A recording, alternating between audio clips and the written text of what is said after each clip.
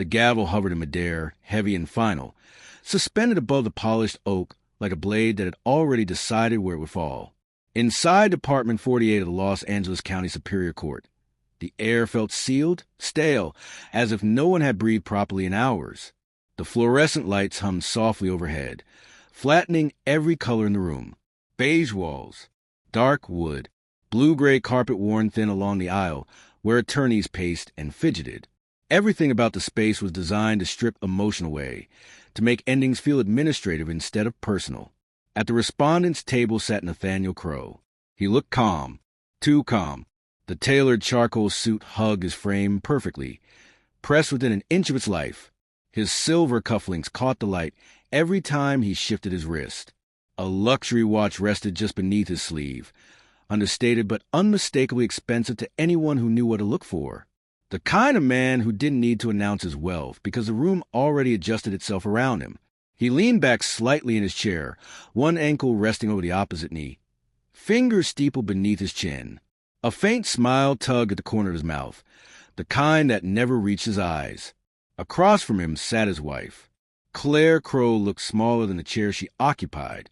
Her navy dress was simple, almost austere. No jewelry.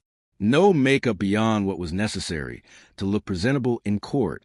Her hair was pulled back tightly, not in a stylish way, but in the way women do when they don't want anything falling out of place, when they don't want to be accused of performing emotion. Her hands were folded neatly in her lap. If they were shaking, no one could tell. Nathaniel glanced at her once, then looked away, already bored. 3 days. They had dragged this out for 3 days. 3 days of motions, objections, affidavits, and procedural delays that all led to the same place, the same inevitable conclusion everyone in the room already understood. Judge Malcolm Reeves cleared his throat, the sound sharp in the quiet courtroom. He was a large man with a reputation for efficiency and a visible intolerance for theatrics. He adjusted his glasses, eyes scanning the final page of documents in front of him. "Counsel," he said, voice flat, "unless there is additional admissible evidence to present, the court is prepared to rule." Nathaniel's attorney, Daniel Mercer, didn't even bother to stand immediately. He took his time, smoothing his tie, straightening his jacket, projecting the confidence of someone who had already counted the win as billable hours. "Your Honor," Mercer said smoothly, rising at last, "the record is clear. The prenuptial agreement signed by both parties prior to marriage is valid, uncontested, and enforceable under California law. My client has complied fully with disclosure requirements. There is no legal basis to delay further." Nathaniel checked his watch. 22 minutes past noon. If the judge signed now, he could be out of the courthouse in under 10 minutes. His driver was waiting downstairs. The jet in Van Nuys was scheduled for departure at 3. Napa by sunset. His phone vibrated discreetly in his pocket. A message. Did it happen yet? "I'm at the terminal." He didn't reply. Not yet. He didn't want to jinx it. Judge Reeves exhaled slowly, clearly done with the entire affair. "Mrs. Crow," he said, shifting his attention across the aisle, "your counsel has argued at length regarding emotional contributions and marital sacrifice. However, sentiment is not statute. Unless there is evidence of fraud, coercion, or misrepresentation, this court is bound to uphold the agreement." He reached for his pen. The movement was small, almost lazy. The sound of the pen brushing paper was seconds away. Nathaniel felt something loosen in his chest. It was over. 21 years of marriage, reduced to a line item and a wire transfer. Clean, efficient, quiet. That was how power worked. "Wait!" The word barely rose above a whisper, but in a room trained to listen for legal language, it landed like a drop plate. Judge Reeves froze, pen hovering just above the signature line. The courtroom collectively inhaled. Nathaniel's smile faltered. Judge Reeves looked up, irritation flashing across his face. "Mrs. Crow," he said sharply, "unless you have evidence relevant to the enforceability of the prenuptial agreement, I suggest you—" "I do." Claire stood. For the first time since the proceedings began, she moved. She didn't rush. She didn't stumble. She rose slowly, deliberately, as if standing were something she had practiced. Nathaniel turned toward her, irritation prickling his skin. This was ridiculous. Another delay, another emotional outburst dressed up as courage. But when their eyes met, his annoyance shifted. Claire wasn't crying. She wasn't angry. She was calm, unsettlingly so. Judge Reeves leaned back in his chair. What evidence? Claire reached down beside her chair. Not for a tissue, not for her lawyer's hand. She lifted a worn leather folder onto the table in front of her. The leather was scuffed at the edges, the clasp dull from years of use. It looked out of place among Mercer's pristine binders and Nathaniel's embossed briefcase. The sound it made as she opened it was soft, but somehow louder than a gavel. "This," Claire said, voice steady, "is a revocation." Mercer scoffed openly. "Your Honor, this is absurd. We've been through discovery. There is no record of any revocation of the prenuptial agreement." Nathaniel felt a flicker of irritation turn into something sharper. Revocation? He had never revoked anything. Claire slid a single document from a folder and held it up. It wasn't typed. It wasn't bound. It was handwritten on cream-colored stationery, the edges yellowed with age. Judge Reeves leaned forward despite himself. "Bring it here." Claire walked toward the bench. Each step echoed faintly in the silence. She placed the document on the judge's desk, then returned to her seat without another word. Mercer snatched a copy she placed on the counsel table, his confidence cracking just enough to notice. Nathaniel leaned forward. The handwriting punched him in the chest. He recognized it instantly. His heart stuttered. No, no, no, no. The paper swam slightly as Mercer read. "This appears to be—" Mercer began, then stopped. Judge Reeves adjusted his glasses, eyes scanning the page carefully. "This document states that the prenuptial agreement dated June 12th is null and void, replaced by a postnuptial agreement executed on October 3rd. Nathaniel's mouth went dry. October 3rd. 7 years ago. A memory stirred. Unwanted. Unfinished. A hotel room overlooking the city. Rain against the glass. Too much bourbon. Too much pressure. Too many things unraveling at once." Judge Reeves looked up. "Is this document signed by you, Mr. Crow?" Nathaniel didn't answer. His lawyer's head snapped toward him. "Nathaniel?" The room waited. Nathaniel swallowed. I don't recall." Judge Reeves's eyes sharpened. "That wasn't my question." Claire spoke before anyone else could. "It is his signature," she said quietly, "and it was notarized." Mercer laughed, but it sounded wrong. Thin. "Your Honor, anyone can scribble a signature on hotel stationery. This is not a legally binding document." Judge Reeves pointed to the bottom of the page. "It bears a notary seal." Silence. Nathaniel felt heat crawl up his neck. "That notary," Claire continued, "was on duty in the lobby." Nathaniel insisted. He said he wanted it to be real. Judge Reeves leaned back, folding his hands. "Mr. Crow," he said, voice lowering, "do you deny signing this document?" Nathaniel stared at the paper. The ink looked darker than he remembered, but the words were his. Every one of them. He had written them because he was scared, because his company was days from an IPO, and a scandal would have destroyed everything, because Claire had found the emails, because he needed her to stay quiet, to smile, to stand beside him for the cameras. "It says," Claire added softly, "that in the event of infidelity or abandonment, all marital assets transfer to me." Nathaniel stood abruptly, chair scraping loudly against the floor. "This is insane," he snapped. "That's not a contract. That was—" "A promise," Claire finished. The courtroom was no longer neutral. Judge Reeves's expression had changed. This was no longer paperwork. This was testimony. "This court will take a recess," the judge said after a long moment.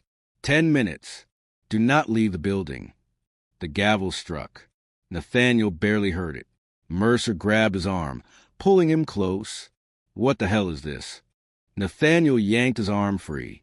"I don't know. It was years ago. It doesn't mean anything." Mercer's face was pale. "It means everything if it's valid." Across the room, Claire sat quietly, closing the letter folder, her hand steady. She didn't look at Nathaniel. She didn't need to. The blade had already fallen. And this was only the beginning. Nathaniel Crow didn't feel panic in the courthouse hallway. Not yet. What he felt first was insult. He paced outside courtroom 48 with the impatient precision of a man who had never had to wait for consequences. The corridor smelled like disinfectant and old paper. The walls were lined with framed photos of judges from decades ago, men with stern faces who looked like they believed punishment was a sacred duty. Nathaniel hated the feeling of being watched by the dead. Daniel Mercer kept pace beside him, one hand gripping his phone, the other rubbing at his forehead like he was trying to erase what had just happened.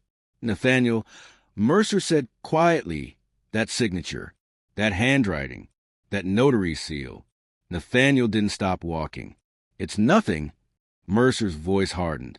You don't get to call a notarized post-nup nothing when a judge pauses mid-signature because of it. Nathaniel finally stopped.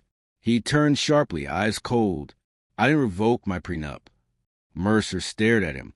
Then explain why your wife just produced a revocation with your signature. Nathaniel's jaw tightened. Something old and unpleasant stirred behind his ribs. Not fear, not guilt. A memory he didn't want. A hotel room. Rain. City lights smeared on the glass. A laptop open on the bed like an accusation. Claire standing there, calm in a way that felt dangerous. He remembered his own voice that night, thick with whiskey and desperation, promising anything, writing whatever would keep her from leaving and taking the truth with her. Mercer watched his face change, and he didn't miss it. You signed it, Mercer said flatly. Nathaniel's mouth went dry. I don't remember. Mercer's eyes narrowed. That's not an answer. That's a legal strategy. Nathaniel leaned closer, voice low. I was under pressure. Mercer's gaze stayed steady.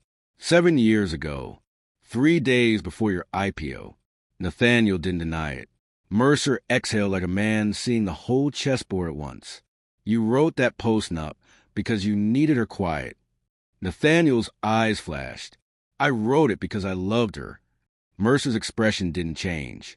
Then you should have lived like it. Nathaniel's phone vibrated in his pocket. He pulled it out. A message blinked on the screen. Did it happen? I'm at the terminal. Madeline. Nathaniel stared at the words longer than he meant to. Mercer noticed. Who is that? Nathaniel slid the phone back into his pocket, like it burned. No one. Mercer's voice turned sharper. If you have a mistress, she is now a liability. Nathaniel scoffed. She won't talk. Mercer's eyes stayed on him. People talk when they feel used. Nathaniel's jaw flexed. She's not used. Mercer's stare didn't soften. You left her at an airport while your wife exposed you in court. That's how a woman becomes a witness. The courtroom doors opened, cutting the hallway tension like a blade. The bailiff called order. The recess was over. Nathaniel straightened his jacket, forcing his billionaire calm back onto his face as if it were armor. He walked in first. Courtroom 48 looked different now. Not physically. The same beige walls, the same wood, the same exhausted legal machinery. But the air had changed. The room felt awake, like it found a story worth watching. Judge Reeves sat down, adjusted his glasses, and looked at the post-nup again as if it offended his sense of routine. Counsel, he said, we will address admissibility. Mercer rose smoothly, too smoothly, performing confidence. Your Honor, we object. This document was not disclosed in discovery. Its authenticity is unverified. And most importantly, if it exists at all, it was signed under circumstances suggesting intoxication and coercion. Nathaniel kept his face neutral. He watched Claire. She sat perfectly still.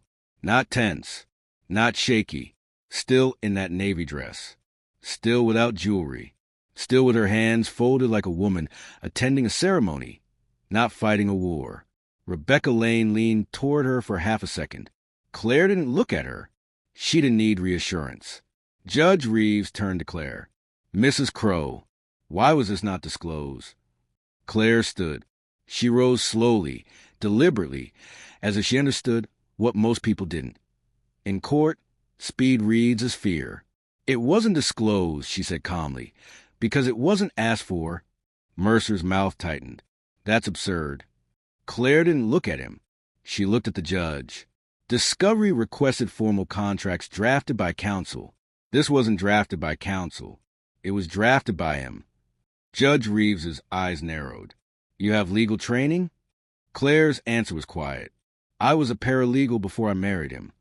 The room shifted, not because that fact was shocking, because it made the silence make sense. Nathaniel's throat tightened. He had always described her as a former waitress. It wasn't even fully true. It was just useful. It made his rise sound bigger. It made her sound smaller. Judge Reeves looked at Mercer.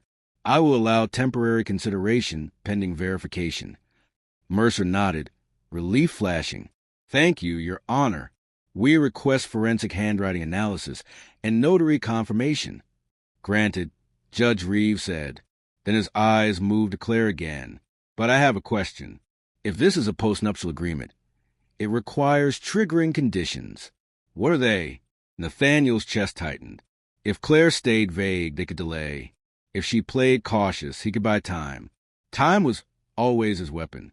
But Claire didn't hesitate. Infidelity, she said. The word fell into the room like a weight. Mercer gave a faint, practiced smile. Allegations are not evidence. Claire's voice remained calm. I have evidence. Judge Reeves leaned forward slightly. What kind? Claire opened her leather folder again and removed a second file. It was thicker, tabbed, organized, not the chaos of a grieving wife. The system of a woman who had been counting for years. I have flight logs, Claire said, hotel confirmations, card statements, messages, a timeline.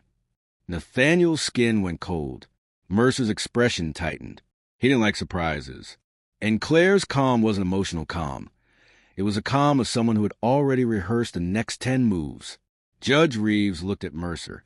Evidence of infidelity is relevant if it triggers contract enforcement. Mercer tried again, voice sharper. Your Honor, we object to... Sit, Judge Reeves said. Mercer froze, then sat. The courtroom got quieter. Not calmer.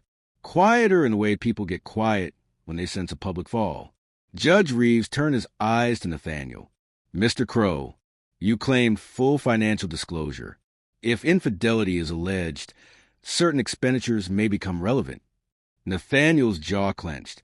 My finances are in order. Judge Reeves didn't blink. Then you won't mind an interim review. Nathaniel's stomach dropped. A review wasn't a ruling, but it was a signal. And signals were dangerous when you were a billionaire whose public value depended on trust. Judge Reeves struck the gavel. This court will continue proceedings. Verification will be ordered. In the meantime, this divorce decree will not be signed today. Nathaniel felt relief for half a second. Then he realized what the judge had just done. He had denied Nathaniel closure. He had denied Nathaniel the clean exit. He had opened the door for the story to grow teeth. Outside, cameras had begun to gather on the courthouse steps. Nathaniel didn't see them yet, but he could feel them, the way you feel a storm before it arrives. As he stood to leave, his gaze flicked to Claire again, searching for emotion, anger, pain, triumph, anything he could exploit. Claire gave him none. She met his eyes once, and in that single look, Nathaniel understood something that made his throat tighten.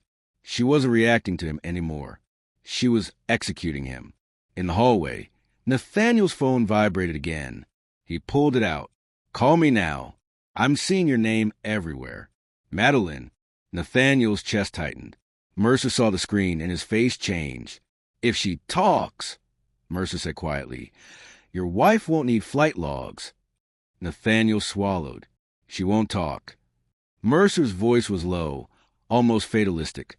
Men like you always say that right before the witness stand. Nathaniel stared at the message until the letters blurred. He had spent 21 years believing the most dangerous thing in his life was losing money. He was wrong. The most dangerous thing was losing control of the story. And for the first time, he realized Claire wasn't just trying to win. She was trying to make sure everyone watched him lose. The first headline went live before noon. Nathaniel Crow saw it on his phone while standing at the floor-to-ceiling windows of his penthouse. The city stretched beneath him like a map he used to own. Billionaire divorce hearing paused after wife produces secret postnup. No adjectives. No speculation. Just facts. Facts were dangerous. He refreshed the page. Another alert followed. Judge orders review of financial disclosures in Crow divorce case. Nathaniel exhaled through his nose slowly, the way he did when markets dipped or a deal stalled. This wasn't panic yet. This was irritation. Manageable. Containable. He turned away from the window and crossed the living room, glass and stone, and clean lines mocking him with their stillness. His phone buzzed again. Another message from Madeline. He didn't open it. Daniel Mercer sat at the long marble island, jacket off, sleeves rolled, laptop open. The screen reflected in his glasses, lines of text scrolling as he read faster than most people spoke. "They're picking it up faster than I'd like," Mercer said without looking up.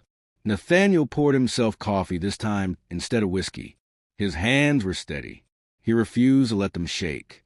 "It'll die by the afternoon," Nathaniel said. "There's nothing new yet." Mercer glanced up. "That's the problem. This story doesn't need new facts. It needs anticipation." Nathaniel shot him a look. "Don't start talking like a reporter." Mercer's expression stayed neutral. Courts create narratives. So do headlines. Once those two align, you don't control the tempo anymore. Nathaniel set the mug down harder than necessary. "I still control the company." Mercer hesitated, then chose his words carefully. "For now." Nathaniel's jaw tightened. "You're being dramatic." Mercer finally closed the laptop and looked at him directly. "No, I'm being precise." He stood and walked closer, lowering his voice. "Your wife didn't just bring a postnup. She brought timing. She waited until the judge was about to sign. She waited until you felt safe. That tells me she understands leverage." Nathaniel scoffed. "She's not a strategist." Mercer's eyes sharpened. "Then why didn't she show that document 7 years ago? Or last year? Or during mediation?" Nathaniel didn't answer. Mercer continued. "She waited until it would hurt the most and spread the widest." Nathaniel turned away, pacing now. "She got lucky." Mercer watched him. "Luck doesn't have evidence." Nathaniel stopped pacing. "Enough." Mercer nodded once. "Fine. Then let's talk mitigation." He returned to the island and slid a printed document toward Nathaniel. "I've initiated the handwriting verification and notary authentication. Best case scenario, we delay for weeks. Worst case, it comes back clean." Nathaniel scanned the page. "And capacity? We'll argue intoxication and emotional duress," Mercer said. "But that cuts both ways. If you admit you were drunk enough not to understand a contract, you admit instability during a critical business period." Nathaniel's eyes flicked up. "The IPO was priced under image," Mercer finished. "Control, discipline, vision." Nathaniel felt irritation curl into something darker. "You think investors care about my marriage?" Mercer's voice stayed level. "They care about predictability." Nathaniel laughed once, sharp and humorless. "This is California. Half of them are divorced." "Yes," Mercer said, "but not half of them get blindsided in open court." Nathaniel turned back to window. Down below, traffic moved like blood through veins. The city didn't know yet, but it would. "What about her lawyer?" Nathaniel asked. "Rebecca Lane." Mercer's mouth tightened. "She's competent, careful, not flashy, which makes her dangerous." Nathaniel frowned. "She's court-appointed." "And still better than most," Mercer replied. "She's letting your wife speak just enough to appear composed and just little enough to seem controlled. That makes judges trust her." Nathaniel's grip tightened on the back of a chair. "Find something on Claire." Mercer paused. "A background check is already running." Nathaniel turned sharply. "Already?" Mercer met his gaze. "I anticipated the request." Nathaniel nodded, satisfied. "Good. If she's hiding something, we use it. Mercer didn't argue. He just said quietly, if she's been preparing for 7 years, don't expect carelessness. That line lingered longer than Nathaniel liked. Across the city, Claire sat in Rebecca Lane's office, a narrow space with a view of a brick wall and a single-frame diploma. It was nothing like Nathaniel's penthouse. That was why she liked it. Rebecca closed the door and lowered the blinds halfway, cutting the glare. They're spinning already, Rebecca said, setting her phone down, but not aggressively. That tells me Mercer's trying to slow the bleed. Claire nodded. He always preferred containment to confrontation. Rebecca studied her. You talk about him like you still see the patterns. Claire folded her hands. You don't unsee someone after 21 years. Rebecca leaned against the desk. I need to know how far you want to take this. Claire looked up.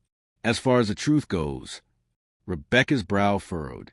Truth doesn't always end where you expect. Claire's voice stayed calm. Neither does silence. Rebecca watched her for a moment, then nodded. Okay, then let's talk escalation. She pulled a file from her desk. If the post-nup is validated and infidelity is established, the next pressure point is financial disclosure. Judges hate being lied to. Claire's gaze sharpened. He didn't lie. He omitted. Rebecca smiled thinly. Judges hate that more. Claire reached for her leather folder and opened it again. She didn't rush. She never rushed. Inside were copies of credit card statements, highlighted, travel itineraries, hotel bills that didn't match business trips, gifts purchased in cities Nathaniel claimed he never visited. Rebecca scanned them, her expression tightening. You've been thorough. Claire's voice was soft.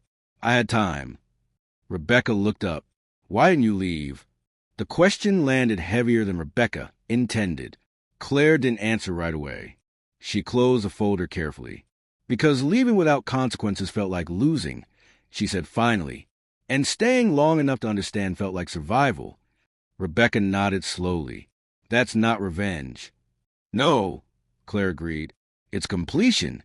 Rebecca exhaled. Then the next move is witness testimony. Claire's eyes didn't flicker. I know. Rebecca hesitated. Calling the other woman will shift the tone. It stops being contractual and becomes personal. Claire met her gaze. It was always personal. He just didn't think it applied to him. Rebecca watched her closely. You're not angry. Claire's lips pressed together slightly. I was. For years. Anger taught me what to collect. Rebecca swallowed. If Madeline testifies, the press will camp outside this building. Claire nodded. Good. Rebecca raised an eyebrow. You're inviting spectacle. Claire's voice stayed even. I'm inviting witnesses. Rebecca didn't argue. She pulled out her laptop and opened a draft document. The subpoena is ready. We can serve it today. Claire nodded once. Do it. Rebecca typed quickly, then paused. Claire, once this starts, there's no clean exit. Claire's gaze was steady. There never was. Back in his penthouse, Nathaniel stood alone as Mercer took a call in the other room. The city hummed beneath him, indifferent and endless. His phone buzzed again. Madeline. He finally answered. What? He snapped. Her voice came through tight and shaking. Why is your wife's lawyer calling me? Nathaniel's stomach dropped. What do you mean? She left a message. Madeline said something about a subpoena. Nathaniel closed his eyes for half a second. Just half. Long enough to feel the weight. She's bluffing, he said quickly. She's trying to scare you. Madeline laughed once, bitter. You told me she was unstable. This doesn't sound unstable. Nathaniel's voice sharpened. You don't say anything. You don't get to tell me what to do. Madeline shot back. You left me at an airport while the internet decided I'm a side character in your mess. Nathaniel felt control slipping like sand. I'll take care of you. Madeline's voice cracked. That's what you said before. The line went dead. Nathaniel stared at the phone. His reflection warped in the glass behind it. Mercer re-entered the room. One look at Nathaniel's face told him enough. She knows, Mercer said quietly. Nathaniel swallowed. She's panicking. Mercer shook his head. No, she's deciding. Nathaniel's jaw tightened. Then stop her. Mercer's voice stayed calm. We can't. Nathaniel felt something cold settle in his chest.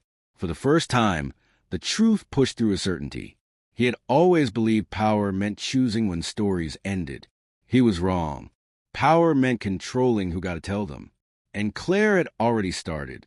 Down in the city, a courier stepped into Rebecca Lane's office and handed her an envelope. Rebecca signed for it, then slid it across the desk to Claire. Claire opened it and read the return receipt. Served, Rebecca said. Claire closed the envelope and placed it back into the folder. Somewhere across Los Angeles, Madeline Pierce's phone buzzed again. And the next chapter in Nathaniel Crow's life, the one he couldn't rewrite, began to form. The boardroom had never felt small before. Nathaniel Crow had designed it that way. 26 floors above downtown Los Angeles. Glass walls on 3 sides, a long slab of polished walnut stretching to the center like an altar. From here, the city usually looked obedient, abstract, reduced to geometry and traffic patterns. Today it felt close. Too close. Nathaniel stood at the head of the table, hands resting on the wood, shoulders squared. The men and women seated around him had been with him through acquisitions, layoffs, restructurings. They had watched him dominate negotiations and dismantle competitors with a polite smile. They had never watched him bleed. The meeting wasn't on the calendar. That was the first insult. The second was who had called it. "Let's begin," said Martin Hale, the board's independent chair, his voice neutral in the way neutrality becomes a weapon. "This is an executive session." Nathaniel's eyes flicked briefly to the glass walls. No assistants, no observers, no allies, just witnesses. Martin folded his hands. "This morning, we received inquiries from 2 institutional investors." Nathaniel didn't respond. He already knew. "They're asking," Martin continued, "whether the ongoing divorce proceedings present a material risk to the company." Nathaniel exhaled slowly. "They don't." A woman across the table, Elaine Morris, Compliance, tilted her head slightly. "They do if they involve undisclosed liabilities." Nathaniel's jaw tightened. "There are no liabilities." Elaine didn't argue. She slid a folder across the table instead. Printed headlines. Redacted court filings. Screenshots. The same fact Nathaniel had dismissed as noise were now arranged neatly in front of him. Martin watched him closely. "You didn't disclose a postnuptial agreement to the board." Nathaniel's fingers curled slightly against the wood. It was informal. Martin's voice stayed calm. It was notarized. Silence settled over the table. Nathaniel felt it then, not fear, not anger, something colder, the sensation of a system recalibrating around him. "I didn't think it was enforceable," Nathaniel said. Elaine leaned forward. "That's not your determination to make." Nathaniel straightened. "The company is insulated. My shares are structured through trusts." Elaine nodded once. "Which your wife's counsel is now requesting reviewed." Martin didn't look away. "Are there undisclosed expenditures tied to alleged infidelity that could surface during that review?" Nathaniel felt heat rise behind his eyes. "This is a private matter." Martin's voice sharpened. Private matters become corporate matters when they introduce uncertainty. There it was. Not judgment. Risk. Nathaniel forced his tone to steady. "You hired me to build value. That hasn't changed." Elaine glanced down at her notes. "You built value on predictability." The word hit harder than accusation. Nathaniel scanned the faces around the table. Some avoided his gaze. Others studied him openly now, no longer careful to hide their calculations. Martin closed the folder. "We're not here to remove you." "Not yet," the silence added. "But we are here to protect the company." Nathaniel nodded once. "Then let me handle this." Martin's voice softened, which somehow made it worse. "You don't appear to be handling it." Nathaniel said nothing. Martin continued. "Effective immediately, all discretionary spending tied to executive travel will require secondary approval. This is temporary." Temporary supervision. Nathaniel felt his control narrow by an inch. Elaine added, and we've authorized internal counsel to monitor developments in the divorce case. Nathaniel's mouth tightened. You're putting lawyers on my marriage. Elaine's tone was calm. We're protecting shareholders. Nathaniel straightened, forcing composure back into his posture. Is that all? Martin nodded. For now. For now. Nathaniel left the boardroom without another word. The glass walls reflected his image as he walked. Still tall, still controlled, but something in the reflection looked thinner, less certain. He stepped into the private elevator and pressed the button harder than necessary. Down below, Claire sat in a small conference room with Rebecca Lane, reviewing documents under fluorescent light that flickered faintly. Rebecca's phone buzzed. She glanced at it, then at Claire. Your husband board just imposed spending oversight. Claire nodded. I expected that. Rebecca raised an eyebrow. You expected corporate consequences? Claire's voice was steady. Everything he touches is a system. When one part destabilizes, the others react. Rebecca studied her. You're talking like someone who's thought this through very carefully. Claire didn't deny it. She reached into her folder and slid another document forward. What's this? Rebecca asked. Trust documents. Claire said, from 3 years ago. Rebecca's eyes narrowed as she scanned them. These weren't disclosed. Claire shook her head slightly. They were filed, just not emphasized. Rebecca looked up slowly. These tie executive compensation to marital trusts. Claire nodded once, which means if the post-nup holds. Rebecca finished quietly. His access changes. Claire closed the folder. He built a maze to protect himself. He didn't expect someone else to read the map. Rebecca leaned back, exhaling. This is going to get ugly. Claire's voice stayed calm. No, it's going to get quiet. Rebecca looked at her. Quiet. Watch, Claire said. Across town, Nathaniel stepped out of the elevator into his penthouse and froze. The place felt wrong. Not ransacked, not violated, but altered. Boxes lined the wall near the entrance, neatly stacked, labeled. He walked toward them slowly, heart beating harder with each step. Inside the first box were framed photos. Their wedding, their 10th anniversary, charity galas, smiling versions of a life he had already decided was disposable. Another box held jewelry, carefully wrapped, cataloged. A third held documents. Nathaniel's throat tightened. He dropped to one knee and flipped open a folder. Copies, trust statements, contracts, the post-nup, all duplicated. Claire hadn't stolen anything. She had archived him. His phone buzzed again. This time it wasn't Madeline. It was his CFO. Nathaniel, the voice said tight. We have a problem. Nathaniel closed his eyes. What now? Internal counsel flagged irregular travel expenses. Finances asking questions. Nathaniel's jaw clenched. It's business travel. Some of it. The CFO said carefully, wasn't. Nathaniel felt the room tilt. Who asked for this review? He demanded. There was a pause. Your wife's attorney submitted a formal request this morning. Nathaniel sank back onto the floor, surrounded by boxes of his former life.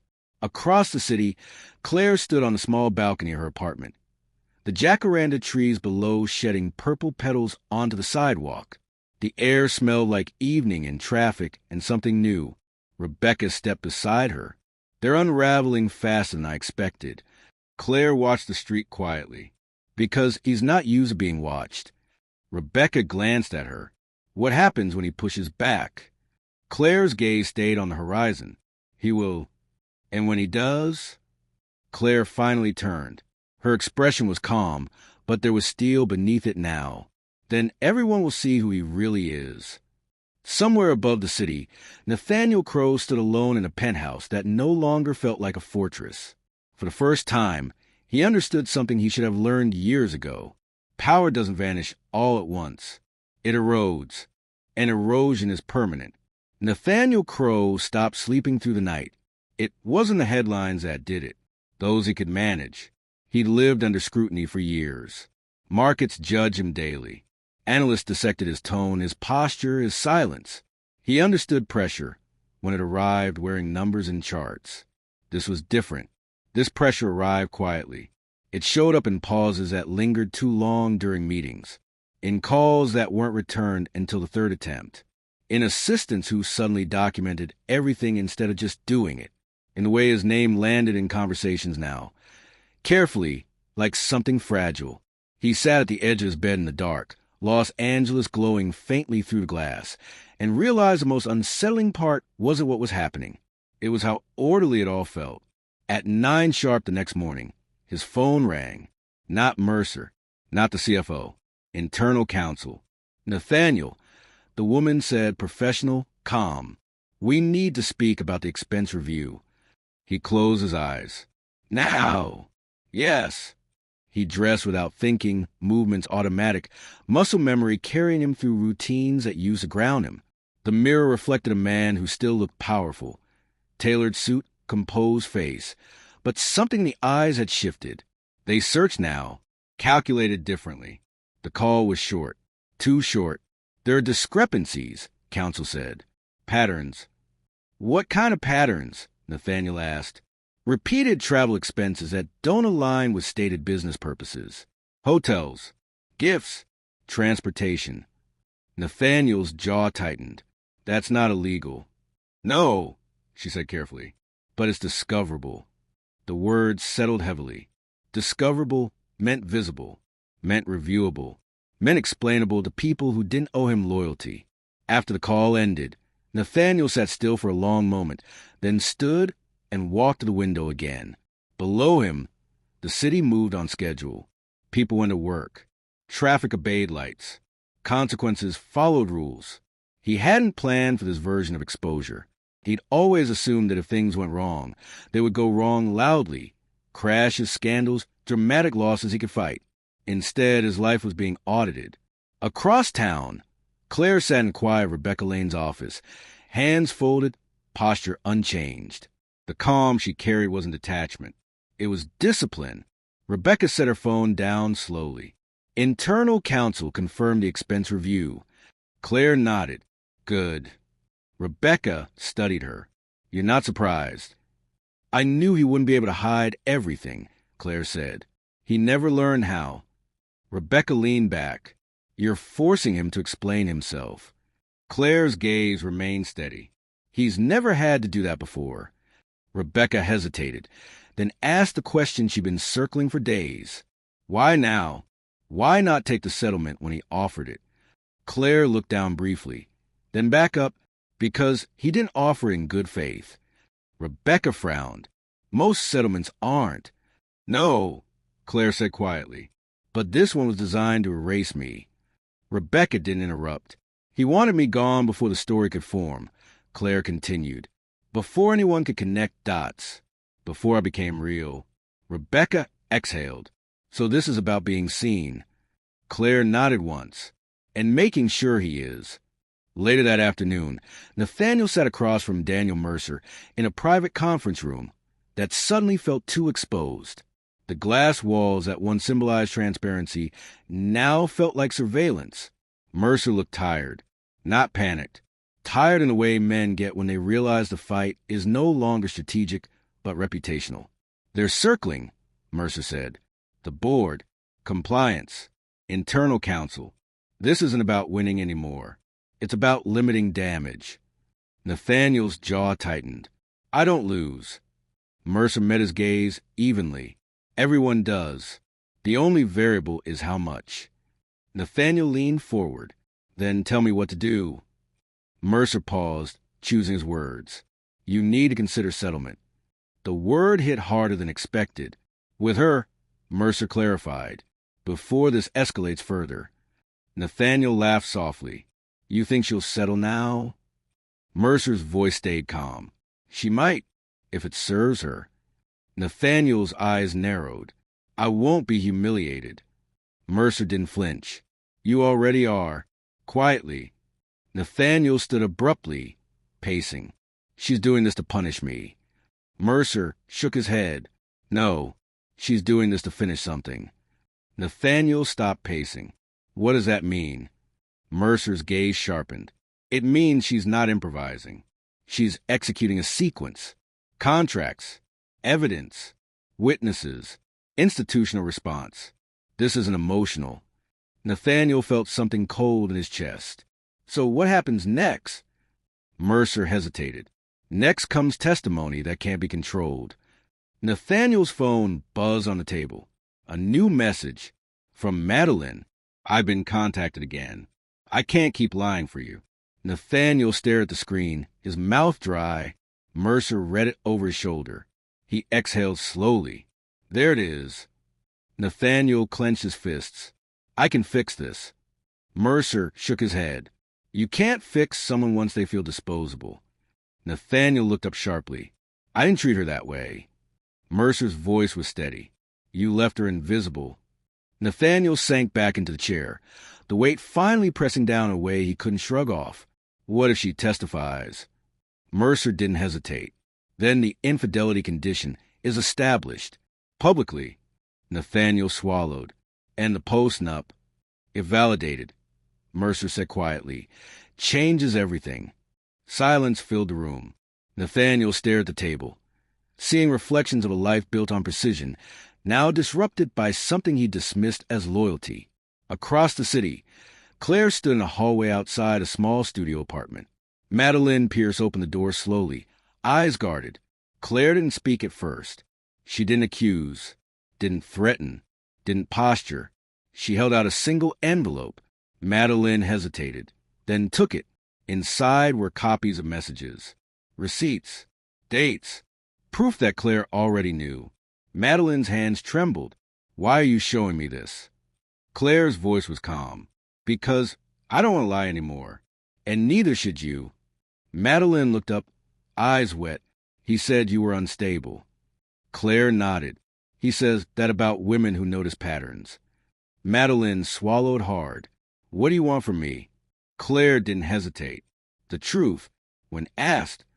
Madeline's shoulders sagged. That will destroy him. Claire's expression softened just enough to register as human. No, his choices did that. Madeline looked down at the envelope again. If I testify, you'll be free, Claire said gently. From hiding. Madeline's eyes filled with tears she wiped away quickly, angry at herself for letting them fall. I didn't know, she whispered. Claire nodded. I did. They stood there in silence for a moment that felt heavier than shouting ever could. When Claire turned to leave, Madeline spoke again. He never loved either of us, did he? Claire paused, then answered honestly. He loved control. Back in his penthouse, Nathaniel poured another drink he didn't finish. The city lights blurred slightly, whether from exhaustion or something else he didn't care to identify. He checked the news again. Another update. Sources say Crow Board monitoring executive conduct amid divorce proceedings. Nathaniel stared at the words, feeling something unfamiliar settle in his chest.